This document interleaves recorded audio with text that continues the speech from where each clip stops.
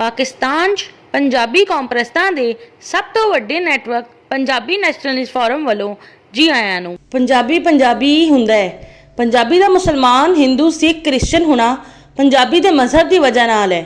ਪੰਜਾਬੀ ਦਾ Arai, Awan, but, ਜੱਟ, ਰਾਜਪੂਤ, ਸ਼ੇਖ, ਗੁੱਜਰ ਵਗੈਰਾ ਹੋਣਾ ਪੰਜਾਬੀ ਦੀ ਬਰਾਦਰੀ ਦੀ ਵਜ੍ਹਾ ਨਾਲ ਹੈ। ਪੰਜਾਬੀ ਦਾ ਪਵਾਦੀ, ਪੋਠੋਹਾਰੀ, ਪਹਾੜੀ, ਥਲੋਚੀ, ਜੰਗੋਜੀ, ਹਿੰਦਕੂ, ਧਨੀ, ਦਵਾਬੀ, ਡੋਗਰੀ, ਡੇਰਾਵਾਲੀ, ਰਿਆਸਤੀ, ਸ਼ਾਹਪੁਰੀ, माझी, मालवी, मुल्तानी वगैरह होना पंजाबी की जुबान के लहजे की वजह नाल है। पंजाबी का अमृतसरी, अंबावली, बटालवी, बहावलपुरी, पिशौरी, जलंधरी, झलमी, सियालकोटी, फैसलाबादी, कश्मीरी, गुरदासपुरी, लुधियानवी, मुल्तानी, होशियारपुरी, फिरोजपुरी, लाहौरी वगैरह होना पंजाबी के इलाके की वजह नाल है।